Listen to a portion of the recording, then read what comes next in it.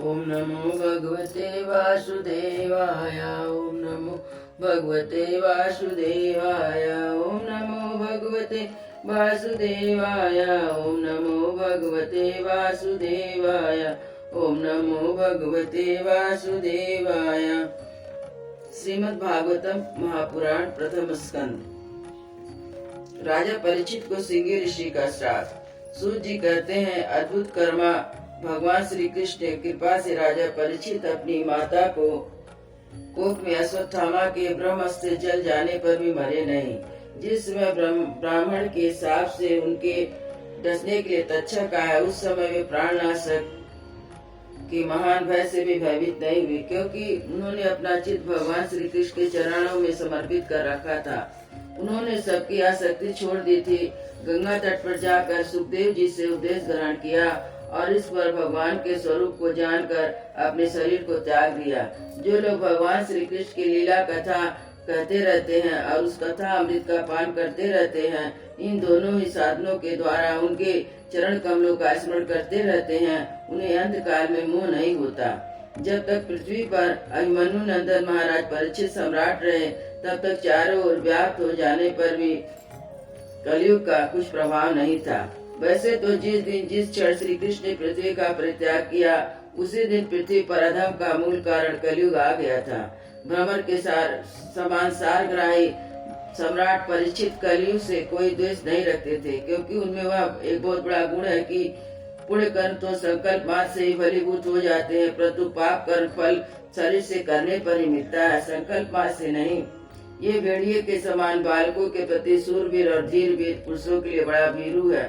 यह प्रमादी मनुष्य को अपने बस में करने के लिए सदा सावधान रहता है। सौनक आदि ऋषियों, आप लोगों को मैंने भगवान की कथा से युक्त राजा परीक्षित का पवित्र चरित्र सुनाया। आप लोगों ने यही पूछा था कि भगवान श्री कृष्ण कीर्तन करने युग बहुत सी लीलाएं करते हैं, इसलिए उनके गुण और लीलाओं के संबंध में रखने वाली जितनी भी कथाएं हैं, कल्याणकामी पुरुष उन सबका सेवन करना चाहिए। ऋषियों ने कहा, सौम्य स्वभाव सूत जी, आप युग युग जिए, क्योंकि मृत्यु के प्रभाव में पड़े हुए हम लोगों को आप भगवान श्री कृष्ण की अमृतमय उज्जवल कीर्ति का श्रवण कराते हैं। यह करते करते उनके धुएं से हम लोगों का शरीर धूमिल हो गया है, फिर भी इस कर्म का कोई विश्वास नहीं है। इस तरह आप तो वर्तमान में ही भगवान श्री कृष्ण के चरण कमलों के मादक और मधुर मधुर पिलाकर हमें तृप्त कर रहे हैं। भगवत प्रेमी भक्तों को लव मात्र के सत्संग से स्वर्ग एवं मोक्ष की भी तुलना नहीं की जा सकती। फिर मनुष्यों के तुझ भोगों की बात ही क्या है। ऐसा कौन रसमर्वक होगा जो महापुरुषों के एकमात्र जीवन सर्व श्री कृष्ण की लीला कथाओं से तृप्त हो जाए। समस्त प्राकृतिक गुणों से अतीत भगवान के अचिंत अनंत कल्याणमय गुण गणों का पार तो ब्रह्मा शंकर आदि बड़े बड़े योगेश्वर भी नहीं पा सके।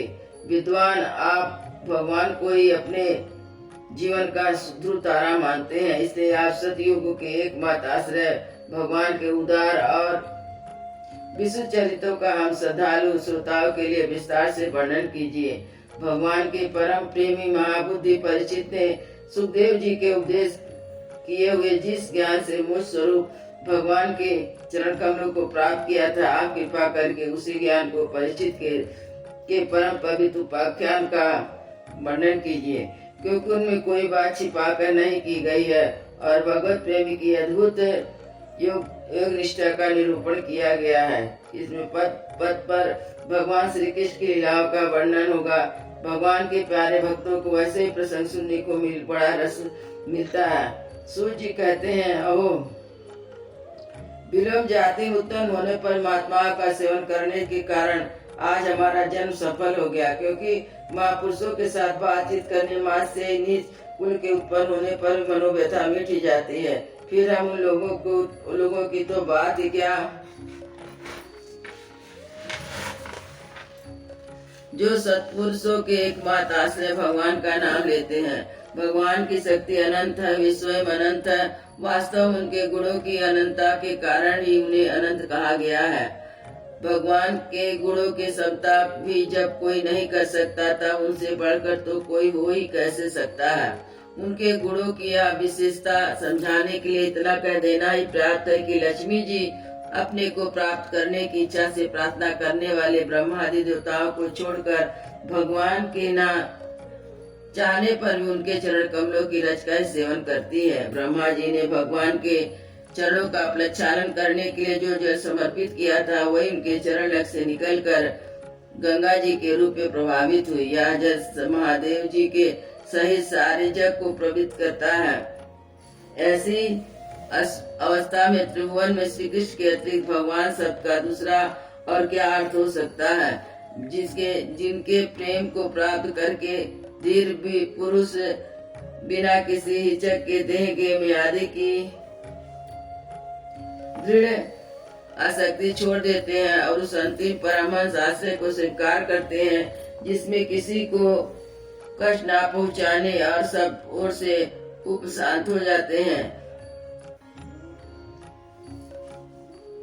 सूर्य के समान प्रकाशमान महात्माओं, आप लोगों ने मुझसे जो कुछ पूछा वह भी मैं अपनी समझ के अनुसार सुनाता हूँ। जैसे पक्षी अपनी शक्ति के अनुसार आकाश में उड़ते हैं, जैसे ही विद्वान लोग भी अपनी बुद्धि के अनुसार श्री कृष्ण की लीला का वर्णन करते हैं। एक दिन राजा परीक्षित धनुष लेकर वन में शिकार खेलने गए हुए थे।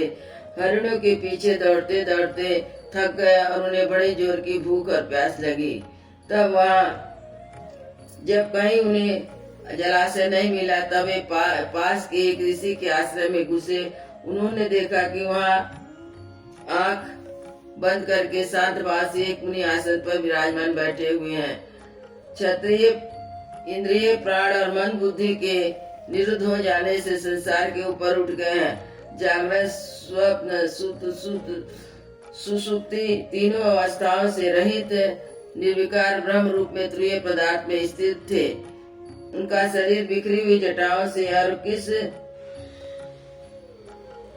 मृग चर्म से ढका हुआ था। राजा परीक्षित ने ऐसी अवस्था देखी तो उनसे जल मांगा, क्योंकि प्यास से उनका गला सूख रहा था। जब राजा को वहाँ बैठने के लिए तनिक भी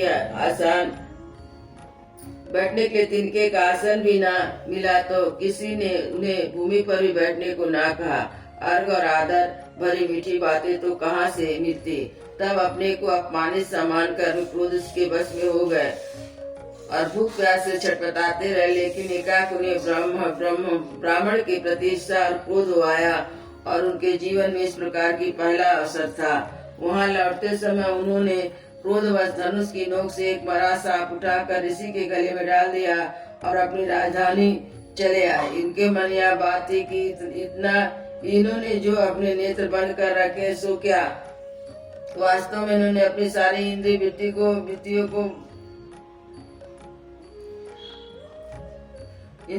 का निरोध कर लिया है, तो इन राजाओं से हमारा क्या प्रयोजन है। यह सोचकर उन्हें झूठ मूठ समाधि का ढोंग रच रहा है। इन समी का मुनि का पुत्र बड़ा तेजस्वी था। दूसरे राजर्षियों के साथ वह खेल रहा था। जब उस बालक ने सुना कि राजा ने मेरे पिता के साथ दुर्व्यवहार किया है, तब वह इस प्रकार कहने लगा, ये नरपति कहलाने वाले लोग उच्छित भोजी और कौवे के समान संड मुसंड होकर कितना अन्याय करने लगे हैं। ब्राह्मणों के दास होकर भी ये दरवाजे पर पहरा देने वाले कुत्ते के समान अपने स्वामी का तिरस्कार करते हैं। ब्राह्मणों ने क्षत्रियों को अपना द्वारपाल बनाया है। इन्हें द्वार पर रखकर रक्षा करनी चाहिए। घर में घुसकर स्वामी के बर्तनों में खाने का उसे कोई अधिकार नहीं है। अतः उन मार्ग गामियों के शासक श्री भगवान कृष्ण के परम धाम पधार जाने पर इन मर्यादा तोड़ने वाले को आज मैं दंड देता हूँ। मेरा तपोबल देखो। अपने साथी बालकों से इतना कहकर क्रोध से लाल लाल आंखों से उस ऋषि कुमार कौशिकी नदी के जल से आचमन करके अपने बाणी रूप वज्र का प्रयोग किया। उल्लंघकार परीक्षित ने मेरे पिता का अपमान करके मर्यादा का उल्लंघन किया है। इसने मेरे प्रेरणा से आज के 7वें दिन उसे तक्षक सर्वडस लेगा। इस पर बालक अपने आश्रम आया। अपने पिता के गले में सांप देखकर उसे बड़ा दुख हुआ। ढाड़ मारकर रोने लगा। विप्र शौनक जी, शमीक मुनि ने अपने पुत्र को रोना चिल्लाना सुनकर धीरे धीरे अपनी आंखें खोली और देखा कि उनके गले में एक मरा हुआ सांप पड़ा है। उसे फेंक कर उन्हें अपने पुत्र से पूछा, बेटा तुम क्यों रो रहे हो? किसने तुम्हारा अपमान किया है? उन्होंने इस प्रकार पूछने पर बालक ने सारा हाल कह दिया। ब्रह्मर्षि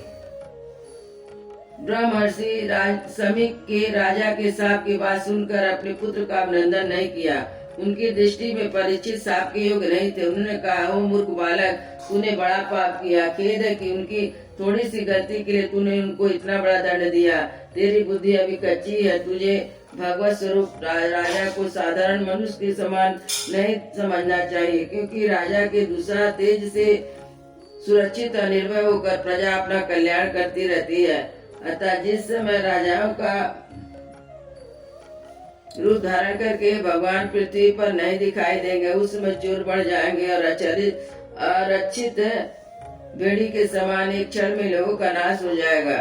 ब्राह्मणों के समान राजा के नष्ट हो जाने पर धन आदि चुराने वाले चोर जो पाप करेंगे, उनके साथ हमारा कोई संबंध ना होने पर वह हम पर लागू होगा, क्योंकि राजा के ना रहने पर लुटेरे बढ़ जाते हैं और आपस में मारपीट गाली गलौज करते हैं। साथ ही पशु स्त्री धन संपत्ति भी लूट लेते हैं। उस समय मनुष्यों का वर्णाश्रम युक्त वैदिक आर्य धर्म लुप्त हो जाते हैं। धर्म लोभ और तो काम वासना के विवश होकर वे कुत्तों और भद्रों के समान बड़ संकर हो जाते हैं। सम्राट परीक्षित तो बड़े यशस्वी धर्म धुरंधर है।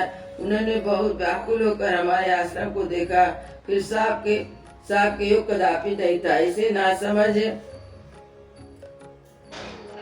बालक ने हमारे निष्पाप सेवक राजा का अपराध किया, पर सर्वात्मा भगवान कृपा करके इस क्षमा करे। भगवान के भक्तों में भी बदला लेने की शक्ति होती है, परंतु वह दूसरों के द्वारा किए हुए अपमान, धोखेबाजी, गाली गलौज, आक्षेप, मारपीट का कोई बदला नहीं लेते। महामुनि समीक को पुत्र के अपराध पर बड़ा क्रोध हुआ। राजा परीक्षित ने उनका अपमान किया था तो भी उसने उन्हें ध्यान नहीं दिया था।